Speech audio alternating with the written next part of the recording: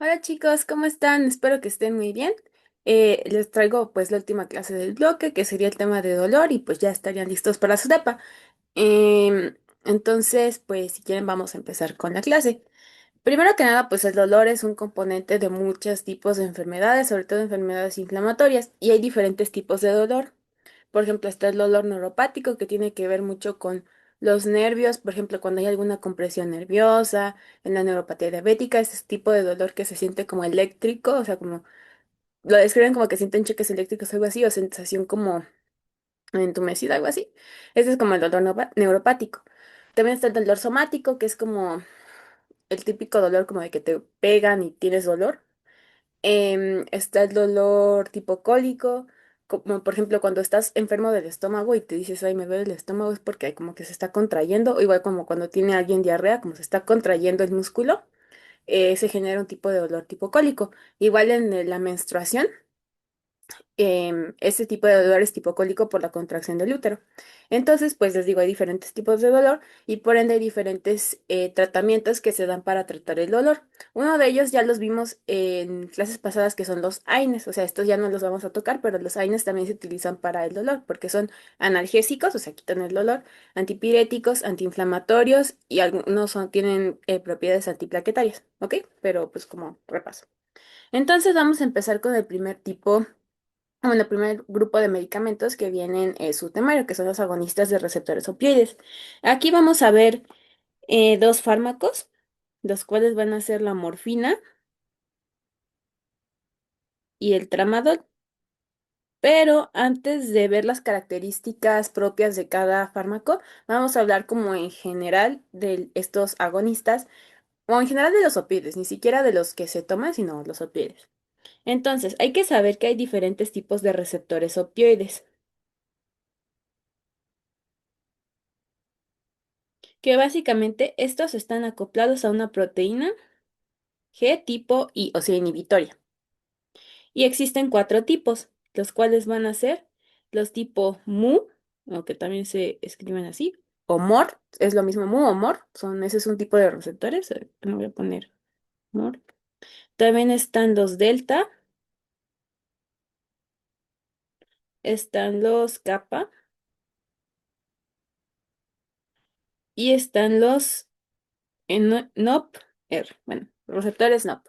De estos, los que se encuentran, o bueno, los receptores clásicos van a ser estos tres, el Mu, el delta y el kappa. Son como los receptores clásicos. Pero quiero que se queden que el más importante, al menos para este tema, son los receptores tipo Mu, porque aquí es donde van a actuar los agonistas de receptores opioides, o sea, la morfina y el tramadol. ¿Ok? Entonces, quédense con ese receptor, pero para que también sepan que existen otros receptores opioides. Estos receptores se localizan tanto a nivel del sistema nervioso central como a nivel del sistema nervioso periférico, como en neuronas preganglionares como postganglionares. Entonces, voy a hacerles un dibujito para entender qué es lo que hacen estos receptores, sobre todo les digo los tipo Mu. En esos es en los que nos vamos a centrar. Entonces, aquí voy a tener una neurona preganglionar o presináptica y aquí una neurona postsináptica. Entonces, recordaremos que a nivel del botón sináptico de la neurona preganglionar vamos a tener unos canales de calcio, ¿no? Canales de calcio dependientes de voltaje.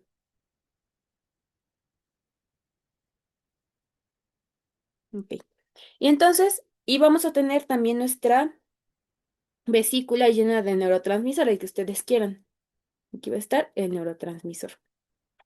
Entonces, recordarán de sus clases de física, de lo que hemos visto en otros temas, que, o sea, si aquí se va a transmitir el impulso a través de canales de sodio, que pues no los voy a esquematizar, llegan ese aumento de voltaje hasta el botón sináptico, o bueno, eh, pues sí, el botón sináptico, o la terminal nerviosa, estimula estos canales de calcio, el aumento de voltaje, y al estimularlos, entra el calcio y este calcio favorece que se libere el neurotransmisor, ¿no?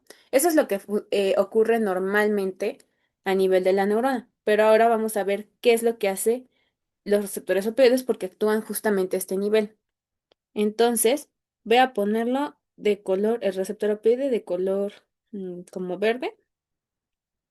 Y es una proteína G, y bueno, está acoplado a una proteína G tipo I. y nuestro opioide se va a unir a su receptor. Entonces, en la neurona presináptica, esto solo es en la presináptica, no es en la posináptica. Cuando el opioide se une a su receptor, va a favorecer que se bloquee, o sea, que se bloquee este canal de calcio, o sea, lo va a tapar. Entonces, si está bloqueado este canal de calcio, el calcio no va a poder entrar, no va a poder entrar. Y si no entra el calcio, por lo tanto, no se libera el neurotransmisor. ¿Ok? Ese es el efecto que tienen los opioides a nivel presináptico.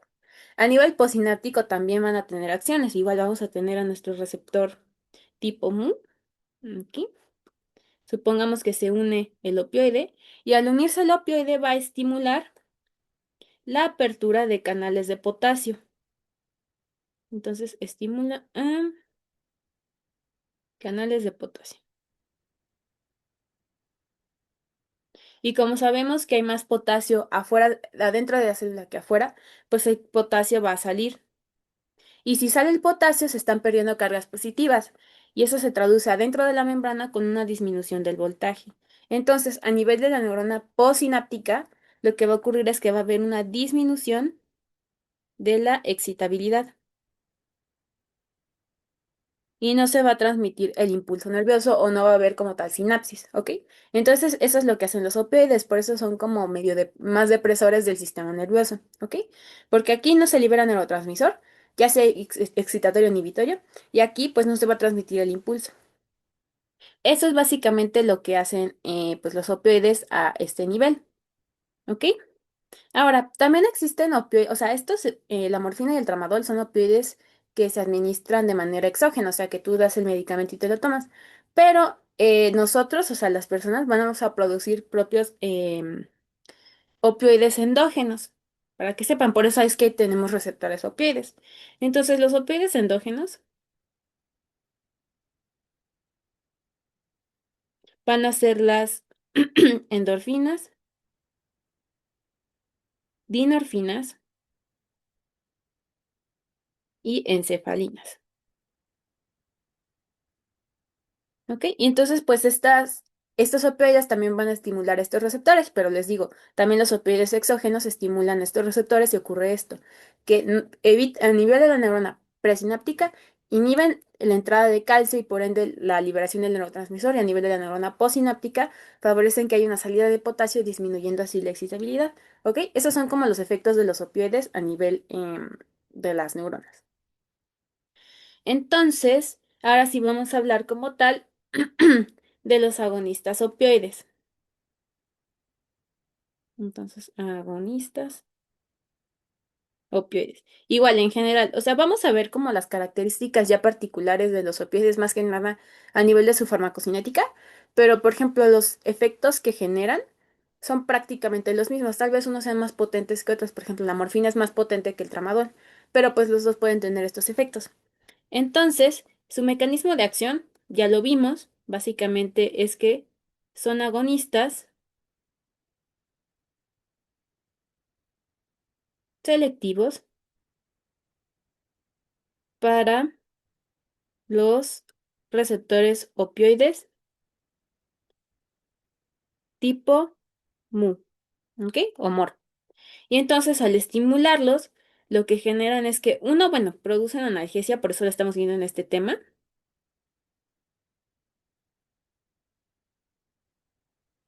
porque justo, o sea, disminuyen la neurotransmisión, entonces, pues si hay una estimulación, o bueno, hay un estímulo doloroso, pues ya no va a poder viajar este impulso, ¿ok? Entonces por eso disminuye el dolor, bueno, genera analgesia. También disminuye, obviamente, el neurotransmisor. Neurotransmisión. Y también pueden afectar el estado de ánimo y pues pueden producir gratificación.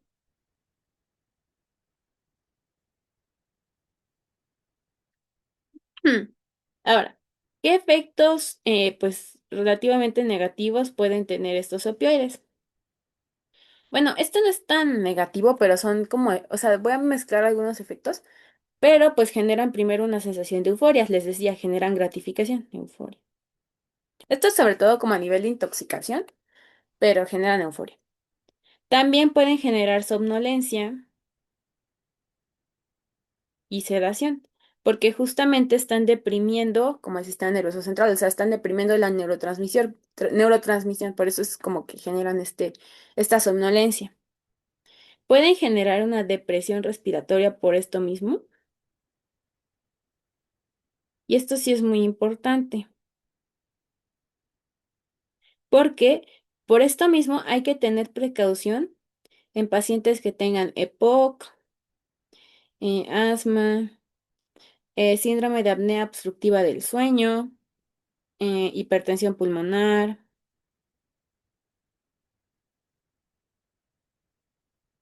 hipoxia o hipercapnia, que es un aumento de los niveles de CO2. ¿Ok? Entonces, por esto mismo hay que tener precaución con estas personas, porque pues si ya tienen de por sí problemas respiratorios y les das un opioide que genera depresión respiratoria, pues los vas a empeorar. Por eso hay que tener precaución aquí. Entonces, pues ese es un aspecto bastante importante. También pueden generar náusea y vómito, pero esto ocurre más en pacientes sanos, o sea, como que no requieren como tal tomarse un pie. Entonces les voy a contar como un pequeño story time, como para también que no sea solo de la clase. Es que yo cuando tenía, como que sea, como 15 más o menos, recuerdo que una vez tenía un dolor muy fuerte. Entonces, pues le dije a mi mamá que si me daba como un paracetamol. Y me dijo, ve con tu abuela que ella te dé uno, porque ella pues tenía así sus medicinas y así. Entonces, pues ya le digo que si me dan paracetamol. Y me dice, sí, tómalo, está en tal cajita. Entonces, pues, abro la caja, tomo la que decía paracetamol, literal, eso decía la caja. Tomo la primera pastilla que veo y pues ya. Luego pasa como el tiempo y como recordatorio, bueno, esto ocurrió el 24 de diciembre, o sea, en Nochebuena. Y bueno, me tomo mi pastilla, pasa un rato y me empiezo a sentir muy mal, o sea, de que tenía un buen de sueño, me dolía el estómago, sentía muchas náuseas y así me la pasé todo el día, o sea, me sentía horrible y pues no había como comido nada. Entonces, pues mis papás decían como que pues estaba raro y así. Y pues como que hice una recapitulación de mi día, diciendo, ay, pues tomé tal cosa, o sea, comí, no sé, esta cosa. Luego dije, me tomé la pastilla, esta, el paracetamol, una pastilla, creo que dije como balada, o no me acuerdo qué color dije. Digo, qué forma dije, y ahí mis papás como que les sonó raro, porque dijeron, pero el paracetamol no es de esa forma. Y entonces dije, sí, la tomé de tal cajita. Y es que mi abuela como que, como tenía muchas pastillas, muchas veces como para no tener tantas cajas como ahí rondando, guardaba todos los blisters, que pues un blister es esto, ay, este es un blister. Varios de estos, o sea, de diferentes medicinas, los guardaba en una misma caja. Entonces, lo que yo llegué a tomar era un tramadol, que un tramadol les digo es un opioide. Pero pues yo no sabía, o sea, tomé el primer medicamento que vi y justamente por eso les digo, sentía somnolencia. Náusea y vómito. Al final, pues sí me sentí bastante mal y sí vomité, pero pues supimos que fue por eso, ¿ok? Entonces, como que para que recuerden un poco de los efectos adversos de los opioides, pues no sé si podrán recordar este tipo story time y pues ya nada más era como para que supieran que pues sí es cierto eso de que generan náusea y vómito, sobre todo en pacientes pues sanos, o sea, literalmente por eso también me hubiera quitado el dolor en vez de hacerme sentir todavía peor. Pero bueno, X. Entonces, sigamos, nada más como para aligerar un poquito el ambiente, pues les conté eso. Genera náusea y vómito. También disminuye, bueno, esto no es efecto adverso, pero pues para que sepan que también lo puede generar los opioides. Disminuye la liberación de hormonas suprarrenales. También aumenta la liberación de vasopresina, o también como conocida como ADH, que es la hormona antidiurética, aumenta su liberación. Y algo muy importante es que puede generar hipotensión. Y esta hipotensión se genera porque estimula la liberación de histamina de los mastocitos.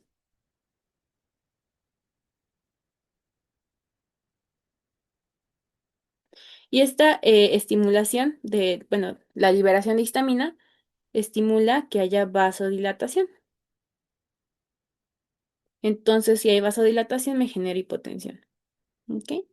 Entonces, eso es otra cosa que hacen los opioides. Entonces, supongamos, aquí tengo un mastocito lleno de sus gránulos, que tiene un chorro de heparina, histamina, leucotrienos, etcétera. O sea, tiene un buen de gránulos. Pero aquí los que nos competen es la histamina. Entonces favorece que se degranule, o sea, como que se libera. Y aquí se liberan todos esos gránulos. Y estos gránulos me van a favorecer que haya una vasodilatación. O sea, si tengo mi vaso sanguíneo así, va a favorecer que aumente su calibre. Así. Eso es lo que va a hacer también los opioides. Generan hipotensión. Igual, para que lo sepan, o sea, sí es efecto adverso, pero para que conozcan por qué se genera esta hipotensión. Otra muy importante, generan miosis. Esto es importante sobre todo a nivel de intoxicación por opioides, porque es como un dato muy característico de este tipo de intoxicación. También pueden generar una disminución del reflejo de la tos. Esto porque actúan a nivel del centro de la tos que está en bulbo. Y esto también es muy importante porque, o sea, no sé si ustedes ubiquen, pero hay un fármaco llamado dextrometorfano. Mm, Igual es dextrometorfano. Igual, este fármaco creo que se ve en segundo bloque, si no me equivoco, o tercero, y básicamente es un antitusígeno, o sea, se utiliza para la tos, justamente porque es agonista opioide, o sea, no es tan fuerte, pero pues sí es agonista opioide, y disminuye este reflejo de la tos para cuando estás tositos y que estás harto, te lo tomas. Y bueno, un amigo mío me comentó que justamente las personas que pues son como adictas a los opioides, muchas veces compran estos jarabes para la tos que tienen dextrometorfano, justamente porque pues es un opioide y pues no tiene como o sea, no tiene restricción a la hora de comprarlo, o sea, no necesitas receta para comprar un jarabe de la tos. Entonces, pues, igual para que lo sepan, disminuye el reflejo de la tos y pues sí puede ser útil en casos de tos crónica y así. Mm, y algo muy importante es que generan tolerancia y dependencia. De hecho, la tolerancia es una parte de la dependencia, que si recuerdan el término de tolerancia quiere decir que uno o que necesitas una dosis mayor para generar un mismo efecto de un medicamento, o bueno, en este caso de los opioides, o que con el consumo crónico, o sea, si te tomas la misma dosis todos los días, después de cierto tiempo vas a ver como que ya no te hace el mismo efecto. Esa es la tolerancia. Entonces, pues dices, no, pues tengo que subirle a la dosis para sentir lo que yo sentía antes.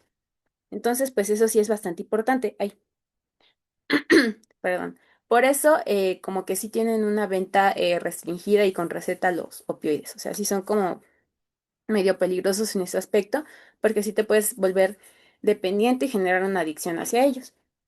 Y pues ya esos son como los efectos principales que generan los opioides, tanto adversos como otros que pues no son tan adversos, pero sí. Ahora, ¿qué ocurre en caso de intoxicación o sobredosis? O sea, ¿cómo se ve? Igual se los adelanto un poquito porque cuando estén en tercer bloque, sí van a ver este tema de intoxicación y tienen que como que, también en segundo bloque de cuando vean farmacodependencia, tienen que como que distinguir entre los diferentes tipos de intoxicación por opioides, benzodiazepinas, anticolinérgicos, marihuana, etcétera. Entonces, pues se los adelanto. Entonces, hay tres datos muy característicos de la intoxicación por opioides. Uno es que va a haber una depresión respiratoria, como les había comentado. Va a haber sedación, o más que nada que sedación, disminución del estado de conciencia,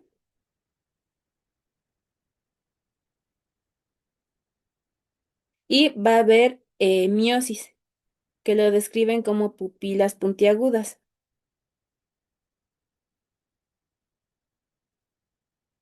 Igual puede haber otros datos, como les decía, la hipotensión o que... mm, hipotensión, ay, se me olvidó otro. También puede haber que hipotermia, o sea, como que esté más fría la piel. Pero estos tres datos que les estoy describiendo son los más característicos, por eso me quedo más que nada con ellos, porque pues hay muchos otros. Y ahora, en caso de intoxicación, se va a dar un medicamento que se llama, o bueno, un antídoto llamado naloxona. Entonces, este es lo que se da en caso de que haya sobredosis por opioides. ¿Y qué es lo que hace la naloxona? Entonces, supongamos que aquí tengo pues mi neurona, aquí tengo mi receptor tipo mu y va a estar unido el opioide, que ahorita sí lo voy a poner de otro color, de este color. Lo que hace la naloxona es que se une a este sitio de los opioides, se une y como que más que nada lo bloquea. Entonces, al bloquearlo, o sea, es un antagonista de ese receptor, pues no se va a poder unir el opioide, ¿ok? Entonces se puede decir que la naloxona es un antagonista del receptor tipo mu. Y recordemos, un antagonista evita la unión del agonista, que el agonista pues sería el opioide. Entonces, al evitar su unión, pues ya como que revierte todos estos efectos, ¿ok? Entonces, igual esto no es de primer bloque, lo de la naloxona, y eso no creo que se los pregunten, pero pues para que sepan que, para qué se utiliza o qué hacer en caso de que haya intoxicación por opioides. Y pues ya eso es como lo general. Ahora sí vámonos a pues hablar específicamente de la morfina. Entonces, su farmacocinética.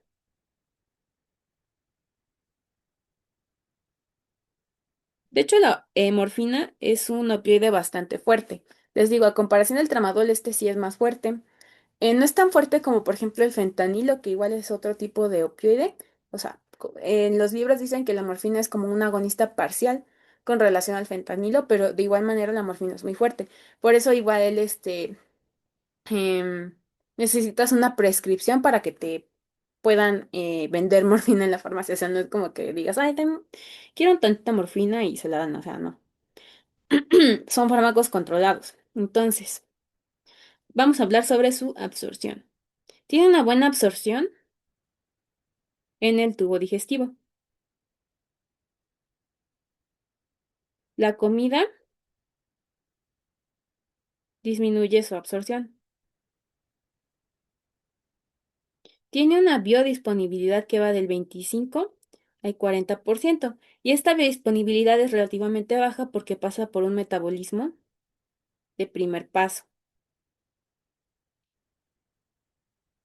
El tiempo máximo de la morfina es de 2,5 a 4 horas aproximadamente. Ahora, de su distribución, tiene una unión a proteínas plasmáticas que es del 20 al 35%. Su metabolismo es por medio de conjugación con ácido glucurónido y genera dos metabolitos. Uno es la morfina 6-glucurónico y el otro es la morfina 5, no, perdón, 3-glucurónido. Esos son los metabolitos. Pero también puede sufrir, o sea, sufre tanto de conjugación con ácido glucurónido como N-desmetilación.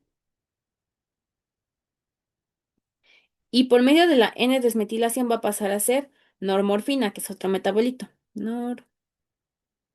Normorfina. O sea, esto no creo que sea tan necesario para que se lo aprendan para su examen, pero pues se los quiero dar todo completo en esta clase. Ahora, su eliminación es el 90% renal y de 7 a 10% es fecal. Y tiene una vida media que va de las 2 a las 3 horas. Y ya, eso es todo de la morfina. Ahora vamos a hablar del tramadol. Me voy a poner aquí a la tramadol. Ahora les decía, este es un agonista débil. O sea, de este no estoy muy segura, pero creo que el tramadol, sobre todo, lo venden como tramadol paracetamol. O sea, lo venden solito y en combinación. Creo que no se requiere receta para comprarlo, pero no estoy bien segura. Pero les digo, es más débil, entonces como que no genera tanta dependencia. Pero igual pueden, luego lo checo y se los digo. Pero según yo, este no es como tan restringido, por así decirlo. Ahora, el tramadol, como es agonista débil, se dice que tiene una afinidad, o sea, por el receptor mu, de 1 en 6.000 comparado con la morfina. O sea, sí tiene una unión, bueno, una afinidad más chiquita, pero igual aún así es agonista. Y algo muy importante es que tiene otros mecanismos, sobre todo a nivel de la recaptura de serotonina y noradrenalina. El tramadol se administra como una mezcla racémica.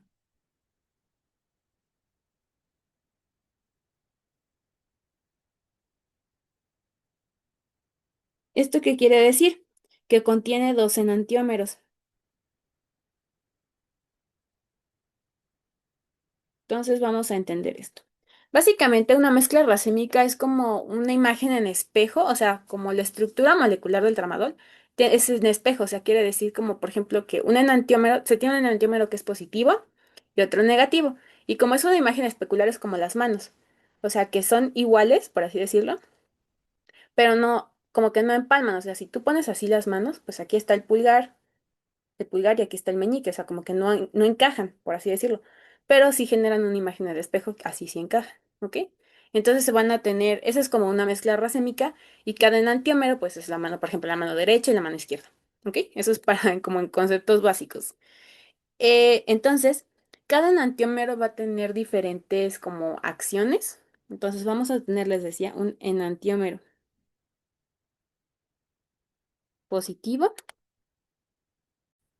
Entonces, lo que hace el enantiómero positivo es que es muy afín por el receptor tipo mu e inhibe, bueno, le voy a poner con signos, inhibe la captación de serotonina. Eso es lo que hace el enantiómero positivo. Ahora, también vamos a tener al enantiómero negativo.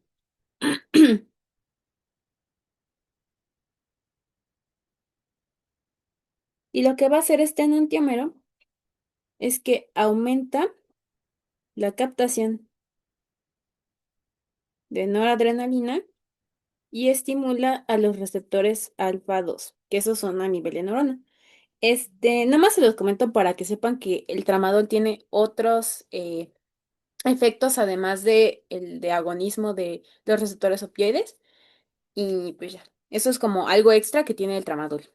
Pero ahora vamos a pasar rápidamente a hablar de su farmacocinética.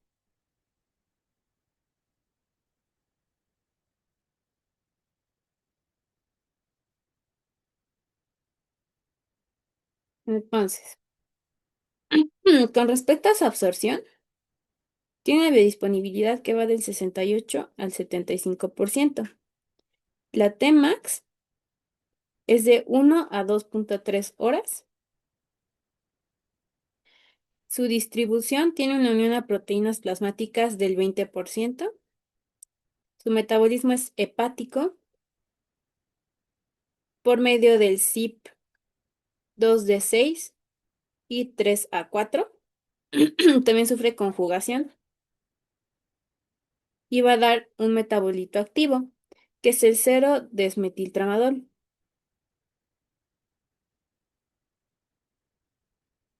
Su eliminación es renal y tiene una vida media de 6 horas. Y su metabolito activo va a tener una vida media de 7,5 horas. Que casi siempre la vida media del metabolito es mayor que la del propio medicamento. ¿Ok? Algo también muy importante es que el tramadol está contraindicado administrarlo junto con inhibidores de la monoaminoxidasa, que creo que los platicamos la vez pasada, que estos medicamentos justamente inhiben la recaptura de, bueno, más que la recaptura, el metabolismo a nivel sináptico de la dopamina, serotonina, noradrenalina. Entonces, si inhibes este metabolismo, como que no se degrada y aumentas las concentraciones de estos neurotransmisores. Y como les digo, el tramadol justamente disminuye la recaptura de serotonina, o sea, aumenta las concentraciones. Entonces, si estás dando estos dos fármacos, hay mucha serotonina y puede generar síndrome serotoninérgico, que de hecho lo vimos la vez pasada. Entonces, por eso no se debe administrar junto con estos medicamentos, ni con, eh, con- ni con inhibidores selectivos de la recaptura de serotonina. ¿Ok? Entonces, pues es importante conocer esta interacción. Y pues ya esto sería como todo de los agonistas opioides. Vamos por el siguiente grupo de medicamentos, que son los análogos de GABA. Igual, antes de hablar de estos medicamentos, vamos a saber, bueno, revisar algunas cosas importantes sobre GABA. En primer lugar, es el principal neurotransmisor inhibitorio y se conocen tres tipos de receptores. Va a estar el receptor GABA A, el receptor GABA B y el receptor GABA C. Los más importantes, o bueno, sí, los más importantes y los que se encuentran a nivel del sistema nervioso central van a ser el receptor GABA A y el receptor GABA B, que de hecho ya habíamos revisado el receptor GABA A, ¿ok? Entonces, el receptor GABA A es un canal iónico. ¿De qué? De cloruro. O sea, favorece que entre cloruro a la célula. En cambio, el receptor GABA B es un receptor metabotrópico, o bueno, acoplado a proteína G. En este caso está acoplado a una proteína G de tipo I. Eso es lo que hace, ¿ok? Por eso también se puede decir que es inhibitorio este neurotransmisor. Entonces vamos a ver los efectos a nivel de las neuronas. Entonces vamos a tener nuestra neurona presináptica, así como habíamos visto con los opioides, y vamos a tener a nuestra neurona postsináptica. Igual, vamos a centrarnos aquí en los canales de calcio dependientes de voltaje. Aquí está nuestro botón, bueno, nuestra vesícula con nuestro neurotransmisor, el que queramos. Y vamos a tener aquí a nuestro receptor GABA B, que siempre que ven que dibuja un receptor así como medio curvo, es un receptor metabotrópico acoplado a proteína G. Y cuando vean que dibuje algo así, es de un canal iónico, ¿ok? Para que no se confundan. Entonces ahorita estamos viendo al receptor GABA B, porque es el receptor acoplado a proteína G. Entonces supongamos que se va a unir GABA. Le voy a poner de color rojo porque es inhibitorio. Entonces une GABA. Y al unirse GABA a este receptor acoplado a proteína G, que es el receptor GABA B, lo que va a suceder es que va a inhibir, bueno, este mismo color, al canal de calcio dependiente de voltaje. Y pasa lo mismo que con los opioides. Si no hay entrada de calcio a nivel de la terminal, si el calcio no puede entrar, no se va a liberar el neurotransmisor. Y pues no va a haber sinapsis, ¿ok? Eso es lo que hace el receptor GABA B a nivel de la neurona presináptica. Ahora, a nivel de la neurona postsináptica vamos a tener a nuestro receptor GABA A. Entonces, cuando se une GABA, que GABA se une entre la subunidad alfa y beta, como ya hemos visto anteriormente, al unirse va a favorecer que haya entrada de cloruro. Entonces, si entra el cloruro, como es un anión, o sea, tiene carga negativa, disminuye el voltaje y esto va a hacer que disminuya la excitabilidad y no va a haber transmisión del impulso, ¿ok?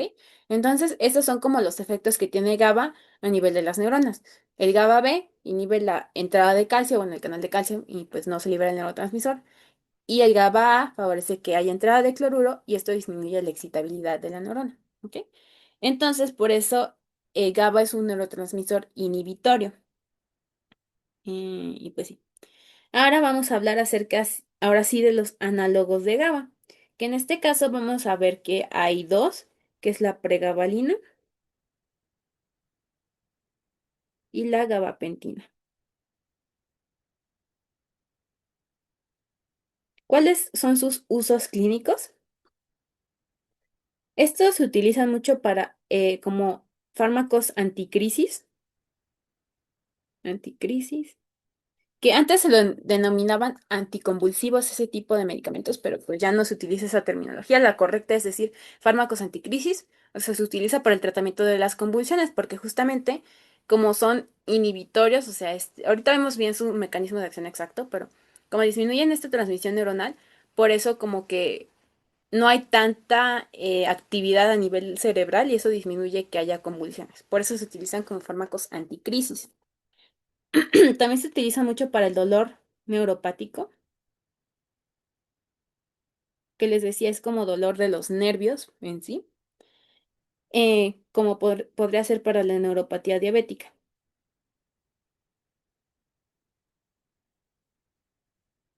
También se puede utilizar para el tratamiento de la migraña y pues ya. O sea, son como algunos usos clínicos que tienen estos dos medicamentos. Ahora, ¿cuál es su mecanismo de acción exacto? Porque no es como que digas, se une los receptor GABA y GABA B. No, es diferente. Lo que hacen es que se unen a una proteína, a la proteína alfa 2 delta 1 del canal de calcio dependiente de voltaje, y al hacer esto disminuyen la entrada de calcio. O sea, se podría decir que actúan muy similar al receptor de GABA, pero no es como que se unen, digo al receptor de GABA, bueno, a GABA, pero no es como tal que se unan al receptor y eviten la entrada de calcio, sino que directamente se unen en el canal de calcio dependiente de voltaje en esta proteína alfa 2 delta 1 y al unirse disminuyen la entrada de calcio, o sea, generan este efecto, como el efecto a nivel preganglionar, bueno, presináptico. Y también otro efecto adverso es que se unen, digo efecto adverso, otro mecanismo de acción, se unen a los canales de potasio dependientes de voltaje, los activan y generan una hiperpolarización.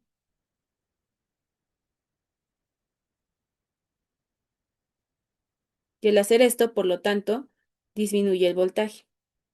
¿Ok? Entonces, estos son los dos mecanismos de acción, que justamente es muy similar a lo que hace GABA.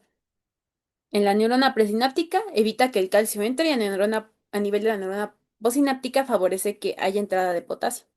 Este, aquí no es a nivel, bueno, no es con cloruro, como ocurre con el receptor GABA, GABA A.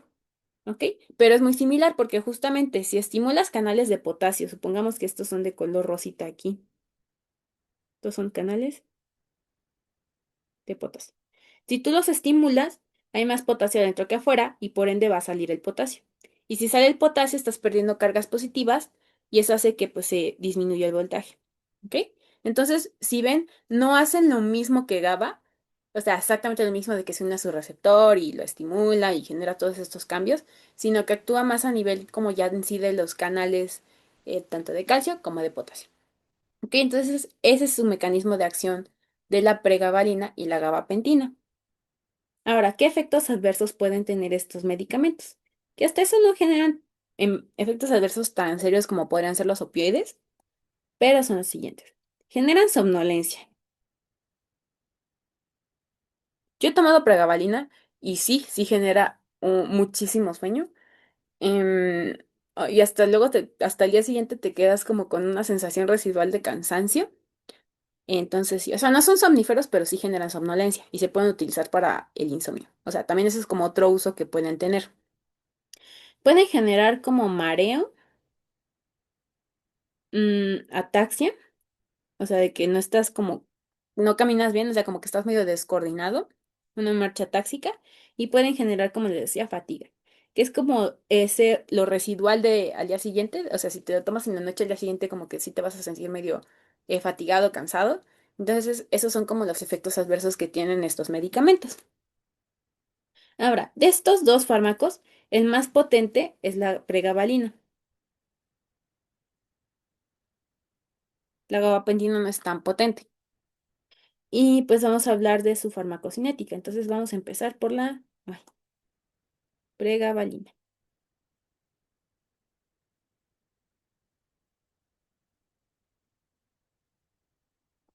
Con respecto a su absorción, tiene una Tmax de 1.5 horas y una biodisponibilidad del 90% o incluso más. De su distribución, no se une a proteínas plasmáticas, o sea, su unión de proteínas plasmáticas es de cero. Su metabolismo es hepático, aunque este es despreciable, o sea, es poquito. Y su eliminación es renal. Y tiene una vida media de 6.3 horas, esto en adultos, y en niños es de 3 a 4 horas. ¿Ok? Entonces esto es en niños y este es en adultos. Igual no creo que les pregunten esto, pero pues para que sepan. Y pues ya, esa es como la farmacocinética de la pregabalina. Ahora, la gabapentina va a ser la siguiente.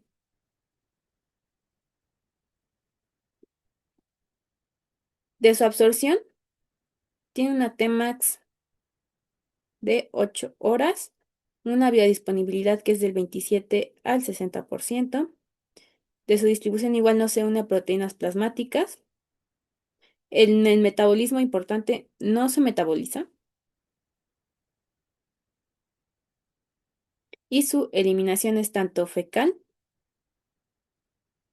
en un 10 a 25% y renal en un 76 a 81%. Y tiene una vida media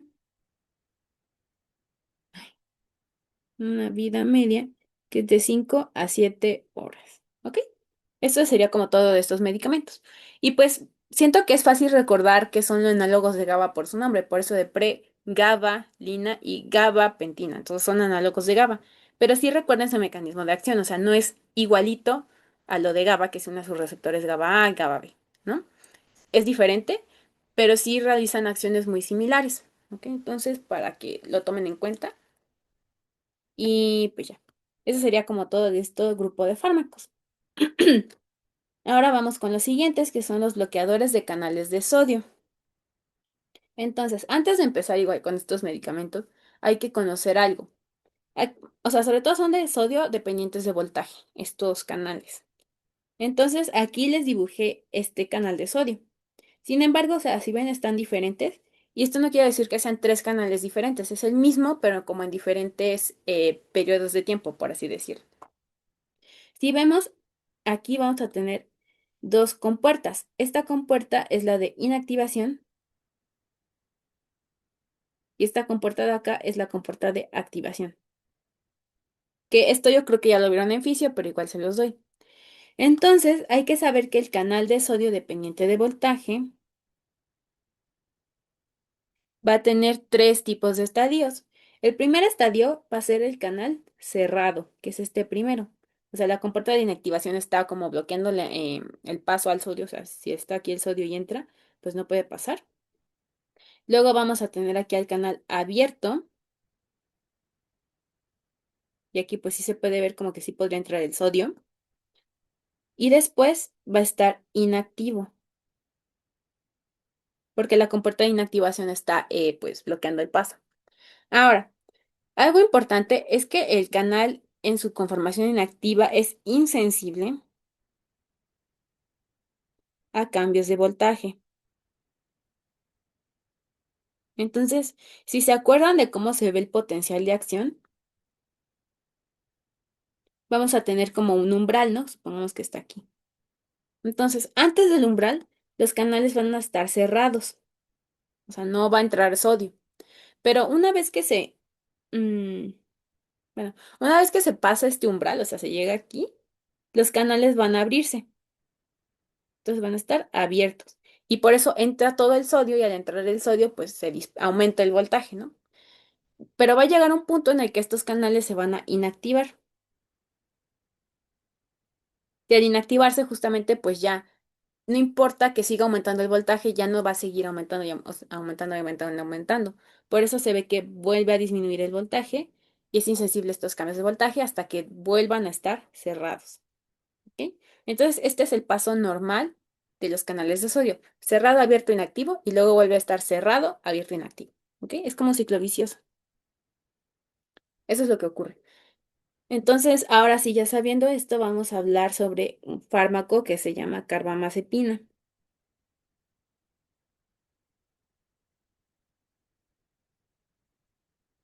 Entonces, el mecanismo de acción de la carbamazepina es que prolonga el tiempo de inactivación de los canales de sodio dependientes de voltaje. Entonces, si aumento este periodo de inactivación, como les decía, es insensible a cambios de voltaje y pues igual impiden la entrada de sodio. O sea, el sodio no va a poder pasar hacia adentro. Entonces, esto hace que disminuya la entrada de sodio. Y pues si no hay entrada de sodio, no se va a poder transmitir el impulso. No se transmite el impulso. Entonces, si en una neurona, aquí les voy a esquematizar una, tenemos aquí nuestros canales de sodio. Entonces los voy a dibujar de un lado para no tardarme tanto en dibujarlos. Supongamos aquí van a estar todos inactivos. Pues justamente, o sea, el sodio no va a poder entrar. Y si no entra, no va a haber aquí aumento de voltaje. O sea, esto no va a ocurrir. Y si no hay aumento de voltaje, no se puede estimular al siguiente y al siguiente y transmitir todo el impulso hasta llegar, no sé, aquí a la terminal nerviosa, donde está el de calcio. Y si no se estimula el de calcio, pues tampoco va a haber liberación del neurotransmisor. O sea, se va a quedar el neurotransmisor en su vesícula. ¿Ok? Eso es lo que ocurre con la carbamazepina. Como tal, no bloquean a los canales de sodio, sino prolongan el tiempo de inactivación de estos canales y al prolongar este tiempo de inactivación evitan el paso de sodio. Quiero que se queden con eso de que prolongan el tiempo y no que lo bloquean, porque va a haber otro fármaco que vamos a ver más adelante, que es la lidocaína, que eso sí bloquean como tal estos canales de sodio, tanto en su periodo inactivo como en el abierto. Esto solo como que estabilizan al inactivo, es como si estuvieran aquí, bueno, o sea, supongamos, empujando esta compuerta así como para mantenerla cerrada. Entonces, eso es como lo que hacen estos medicamentos, la carbamazepina. Ahora, la carbamazepina se utiliza igual para como fármaco anticrisis. También se utilizan para el dolor neuropático, como podría ser la neuralgia del trigémino y del glosofaringio. ¿Ok? Eso es como unos efectos que tienen. También se utilizan para el trastorno bipolar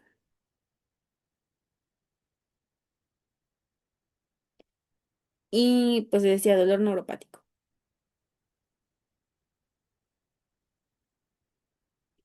Ahora, ¿qué efectos adversos puede tener este medicamento? Puede generar somnolencia, vértigo, ataxia, diplopía, o sea, ver doble, toxicidad hematológica, que pues sí considero que es bastante importante. También pueden generar visión borrosa y retención de líquidos. Esos son como los efectos adversos. Ahora, ¿cuál es su farmacocinética? Este medicamento sí tiene algo muy importante que sí se lo tienen como que aprender para tanto para el examen como para la vida. Pero bueno, vamos primero por partes. Con respecto a su absorción, es lenta y errática por medio de la vía oral. Tiene una Tmax que va de las 4 a las 8 horas. De distribución tiene una unión a proteínas que es del 75% y se distribuye a cerebro y líquido cerebroespinal. Por eso, pues les digo que se utiliza como fármaco anticrisis. Ahora sí, lo importante es sobre su metabolismo.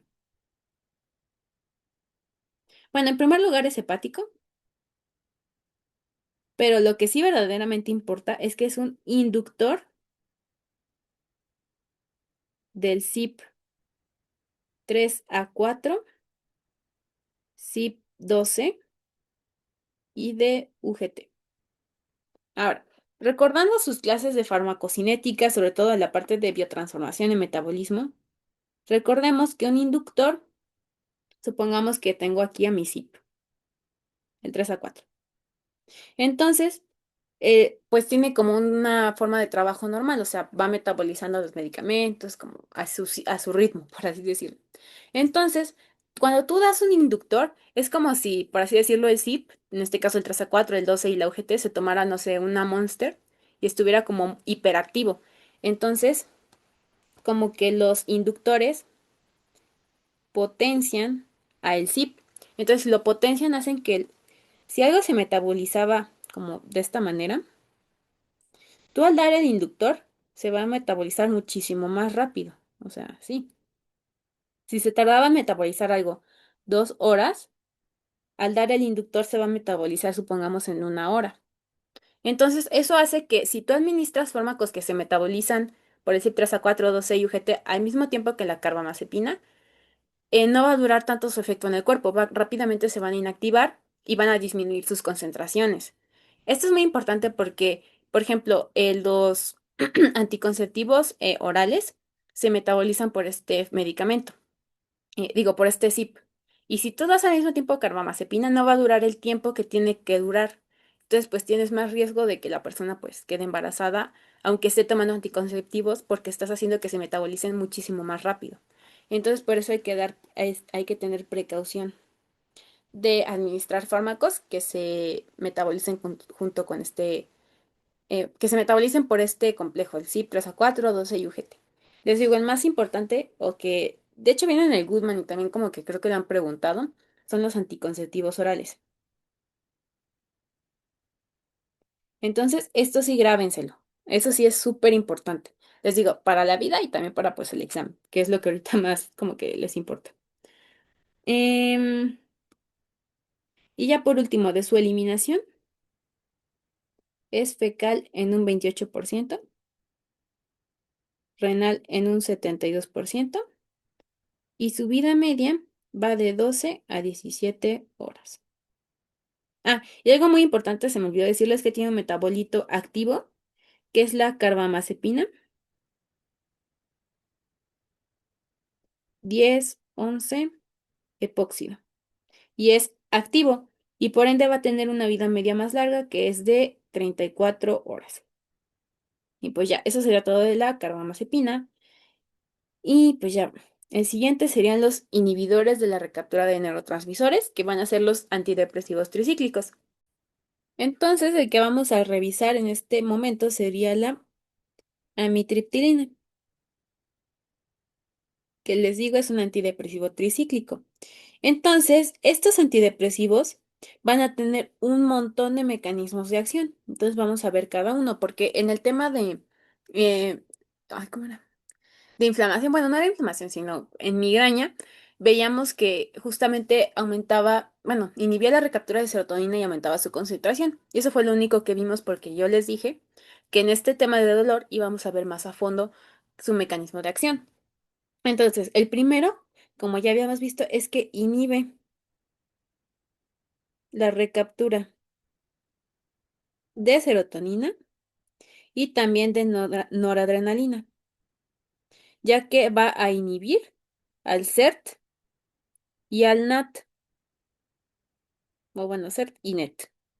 O sea, esto es lo que hace. Inhibe estos dos canales, CERT y NET, y al hacerlo aumenta las concentraciones de serotonina y noradrenalina en el espacio sináptico. ¿Ok? Eso es lo que hace. Y entonces se los voy a esquematizar rápidamente. Entonces vamos a tener dos neuronas. Esta primera neurona es neurona serotoninérgica y de este lado vamos a tener una neurona noradrenérgica. Aquí va a estar su, bueno, la vesícula. Bueno, supongamos que ya se liberó el neurotransmisor. Igual aquí, ya se liberó. Entonces, esta es noradrenalina, este es serotonina. Ambos neuronas van a tener, como les decía, un transportador. Los voy a dibujar del mismo color porque básicamente hacen lo mismo, pero en el lado de serotonina vamos a tener al CERT y de la noradrenalina al NET. Entonces, normalmente cuando se libera serotonina, noradrenalina, no se va a ocupar toda, por así decirlo. Entonces, una parte se va a reciclar, o sea, que vuelve a entrar a la vesícula para reciclarse, igual en la noradrenalina.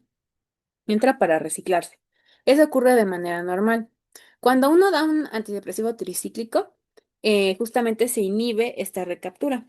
O sea, aquí como que bloquea estos dos transportadores y al bloquearlos, pues no se va a poder reciclar estos neurotransmisores y entonces va a aumentar su concentración, porque justamente ya pues no va a poder volver a entrar a la neurona porque se está bloqueando la entrada, ¿ok?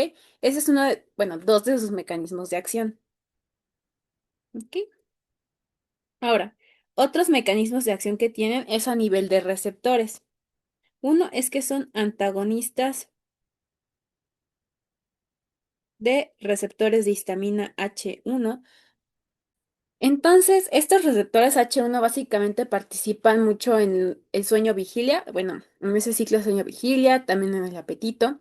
Entonces, cuando tú bloqueas este receptor H1, el efecto que vas a generar es somnolencia, que esto es importante. ¿Ok? Este es uno de los efectos, como podría decirse, adversos, aunque pues a veces es lo que se llega a buscar y por eso se llegan a dar a veces este tipo de medicamentos. Pero a nivel de H1 eso es lo que genera, somnolencia. También son antagonistas de los receptores de serotonina 5HT2. También son antagonistas, bueno, ya no lo voy a escribir, pero igual antagonistas de receptores alfa 1, que recordaremos que los receptores alfa 1 participan mucho en la vasoconstricción. Entonces, si no hay vasoconstricción, o sea, los estás inhibiendo, generas una vasodilatación. Y esta vasodilatación puede generar hipotensión ortostática.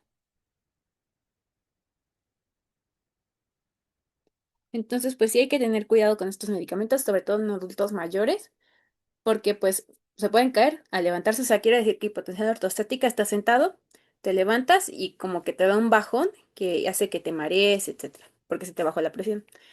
Em, entonces, es a nivel de los receptores alfa 1 y también son antagonistas de receptores muscarínicos, que son los receptores M. Bueno, así se los escribo. Y al antagonizar estos receptores pueden generar un síndrome llamado síndrome anticolinérgico,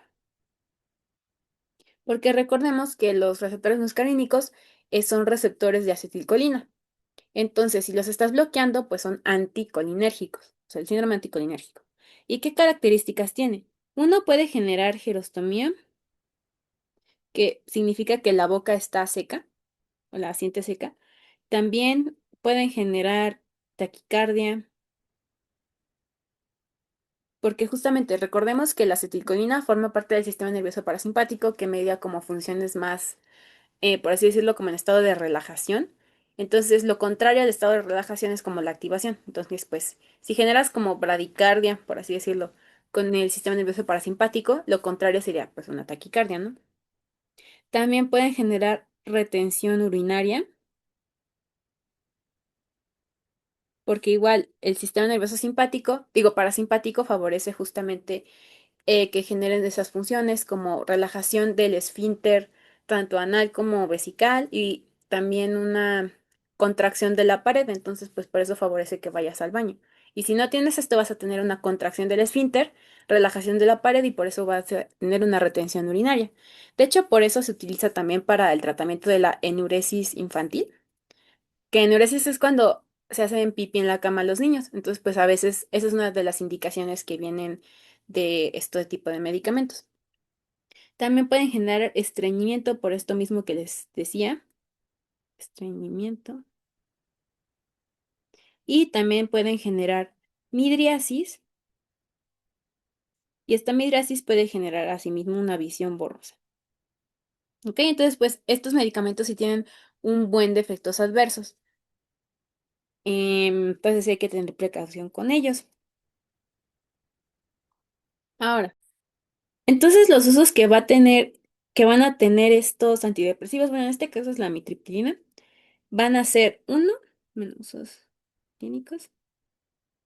Se utiliza para el tratamiento de la depresión, aunque pues estos no son como los de primera línea, los que se utilizan más de primera línea son los inhibidores selectivos de recaptura de serotonina, pero también se pueden utilizar.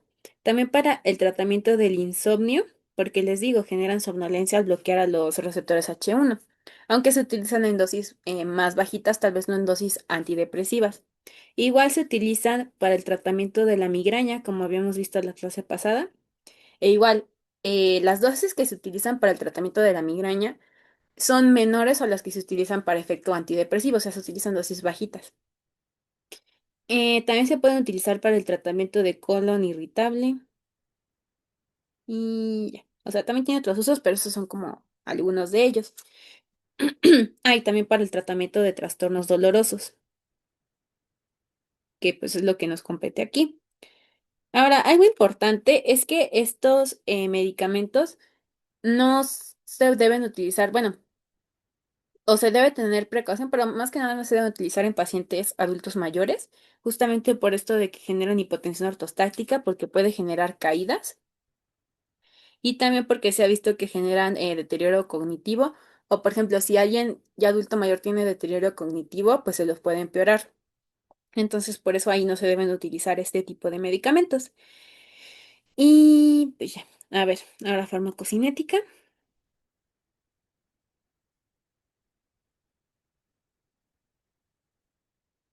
Con respecto a su absorción, es rápida por vía oral. Su metabolismo es hepático por desmetilación e hidroxilación y su eliminación es renal. Y pues ya, esto es lo que nos faltaba ver en la clase pasada de este medicamento, o sea, como sus otros efectos y, y su farmacocinética, que pues es bastante corta. Siguiente medicamento, que son los anestésicos locales. Ahora, algo importante que deben saber es que anestesia no es lo mismo que analgesia. La analgesia es que se quita como la sensación dolorosa o esa percepción dolorosa. En cambio, la anestesia te quita todo tipo de sensación táctil. Puede ser tanto general como local, o sea, como en este caso anestésicos locales. Entonces, pues cuando te lo administran ya no sientes. Entonces, pues esa es como una diferencia entre analgesia y anestesia. Ahora, el que vamos a ver de anestésicos locales en este caso es la lidocaína. Y su mecanismo de acción que ya, bueno, ya se los había adelantado hace ratito, pero básicamente es que son antagonistas de los canales de sodio dependientes de voltaje, tanto abiertos como inactivos. Porque les decía que la carbamazepina prolonga el periodo de inactivación de los canales de sodio, o sea, no los bloquea. En cambio, la lidocaína sí los bloquea, porque bloquea los abiertos como los inactivos, ¿ok? Entonces, para que no piensen que la carbamazepina bloquea los canales de sodio, o sea, su mecanismo de acción es diferente al de la lidocaína. Entonces, supongamos que aquí tengo igual a mi neurona. Vamos a tener aquí a los canales de sodio y yo administro lidocaína, entonces los van a bloquear. Y si los bloqueo, pues el sodio no puede entrar. Y si no entra, no se va a poder transmitir el impulso. O sea, el voltaje no va a cambiar, no va a aumentar, no se va a estimular al siguiente canal de sodio y a nivel del botón sináptico, pues no se va a estimular al canal de calcio. Entonces, si no se estimula y no hay, no hay entrada de calcio, por lo tanto, el neurotransmisor no se va a liberar. ¿Ok? Esto es básicamente lo que hace la lidocaína. Ahora, se utiliza justamente para anestesia local, aunque también se puede utilizar como antiarrítmico porque disminuye el automatismo, y también puede hiperpolarizar a las fibras de Purkinje. Ese es como otro efecto como aparte que pues, les podría servir conocer. Pero ahorita pues nos estamos centrando más que nada en la parte anestésica. Ahora, ¿qué efectos adversos puede tener? Este fármaco, les digo, es más sencillo porque este es su único mecanismo de acción. Puede generar convulsiones si se administra muy rápido. Al administrarlo rápido, sobre todo por vía intravenosa. También puede generar nistagmo, temblor y disartria. Esto es más que nada, les digo, como efectos a nivel sistémico, porque si te lo administran de manera local no va, pues no va a llegar como tal al sistema nervioso central, ¿no? O sea, creo que ya van a ver en cirugía eso de infiltración con lidocaína y ven que se va a tener un efecto como local, o sea, literal como donde vas a hacer una incisión y así. Entonces, pues no vas a tener efectos como sistémicos. Pero si se administra de manera sistémica, sí puedes tener estos efectos adversos. Pero a nivel ya como local puede generar eritema en el sitio de aplicación y puede generar también prurito. Y pues ya, siguiente sería la farmacocinética.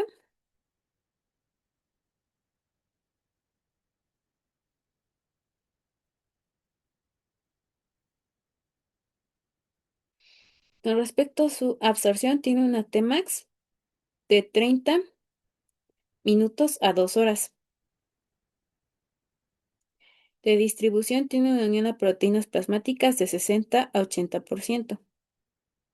Su metabolismo es hepático por el CYP1A2 ay, y su eliminación es renal. Y ya. Ahora sí, ya casi acabamos, solo nos faltan dos como grupos farmacológicos y ya. Los siguientes van a ser antagonistas de receptores muscarínicos. El que vamos a ver va a ser la butiliosina y la escopolamina. Y aquí pues ya se dice su mecanismo de acción, son antagonistas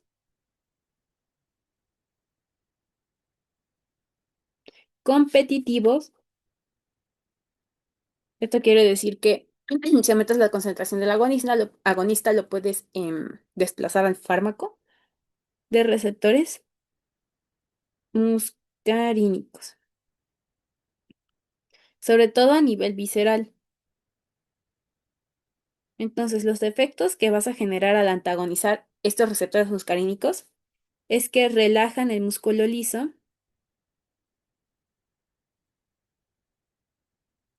y disminuye el peristaltismo, porque recordemos que a nivel intestinal tenemos receptores muscarínicos, que al ser estimulados favorecen la contracción del músculo liso, o sea, se va a contraer. En cambio, si yo los estoy bloqueando, no se va a poder unir la acetilcolina y esto va a generar una relajación. Entonces es espasmolítico. Entonces, efecto espasmolítico. Y entonces, como les decía en la introducción, tenemos un tipo de dolor llamado tipo cólico, que justamente se da por este tipo de contracción intestinal, también a nivel pues uterino como en la dismenorrea. Entonces, estos fármacos se utilizan sobre todo a nivel intestinal, la butiliosina es muy útil, ¿ok? Por este efecto espasmolítico. Ahora, ¿qué usos clínicos tiene?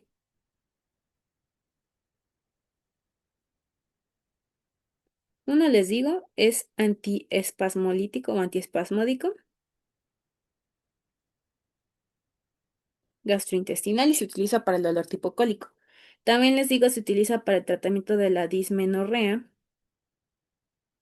Se utiliza también para algo llamado sinestosis, que básicamente es cuando te mareas al viajar, o sea, se puede utilizar la butiliocina. También para la náusea y vómito.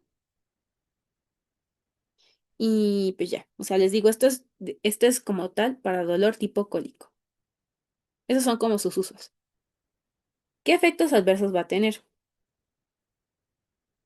Puede generar síndrome anticolinérgico, como ya habíamos visto, o sea, con los antidepresivos tricíclicos, porque justamente los antidepresivos tricíclicos habíamos visto que son antagonistas de receptores muscarínicos.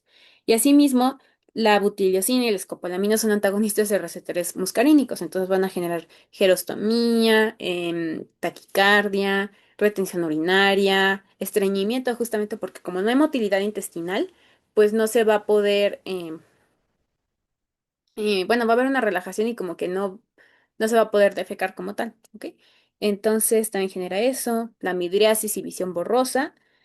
Y, y pues ya, o sea, no se los estoy anotando otra vez porque pues ya lo habíamos visto, pero para que queden claro, este efecto adverso, bueno, los efectos adversos pueden generar síndrome anticolinérgico. Ahora, farmacocinética.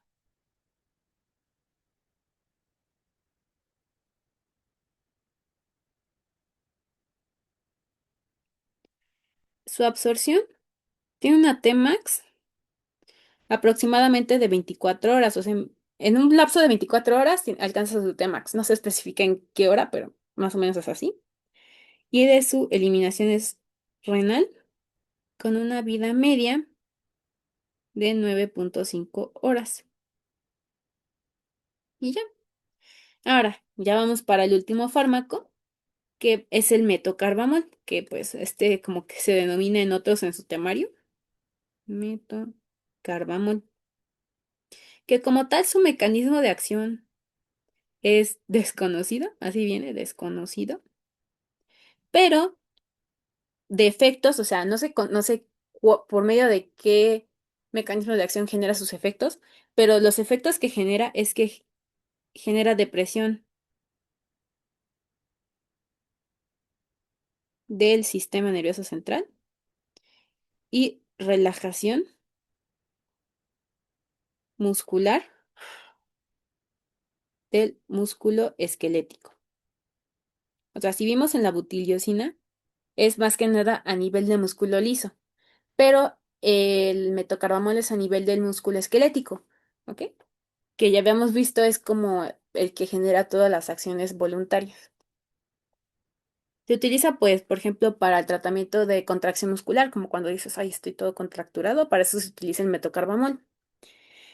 Y de efectos adversos, va a tener los siguientes.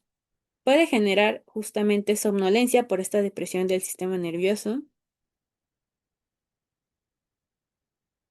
Puede generar mareos, cefaleas y en casos raros puede generar convulsiones. Pero eso ya es como más, no es común ese efecto adverso. Lo más común es la somnolencia, mareo, justamente por esto de la depresión del sistema nervioso central. Y por último, de su farmacocinética, es que de su distribución tienen una proteínas del 46 al 50%. Su metabolismo es por medio de conjugación, hidroxilación y desalquilación y tienen eliminación renal. Y pues ya, eso sería como todo del tema de dolor. Es un tema así extenso, hay un buen de fármacos que se ven, pero sí, bueno, pudieron observar que tienen mecanismos de acción diferentes y muchos son a nivel pues neuronal. Y pues ya con esta clase concluiríamos todos los temas del primer bloque de farmacología. Entonces espero que les haya servido, les hayan gustado estas clases, que sí hayan podido entender más. Y pues como tal sería todo de lo que les daría en este bloque. El siguiente bloque, de bloque 2, pues igual voy a dar unas clases muestra de las primeras dos o tres, ya veré. Pero ahora sí ya voy a hacer como, o sea, ya no va a ser gratis como este primer bloque, por si a alguno de ustedes les interesaría inscribirse y pues ya, pues nada más sería todo. Les deseo mucho éxito en su en su departamental, que pues quién sabe cuándo sea por lo del paro. Igual si tienen cualquier duda del tema me pueden escribir, o sea, en la descripción del video les voy a poner el Instagram del curso y ahí me pueden mandar un mensaje por si tienen alguna duda de cualquier tema, ¿ok? Entonces, pues les deseo mucho éxito y que tengan una muy bonita semana. Entonces, eso sería todo y adiós.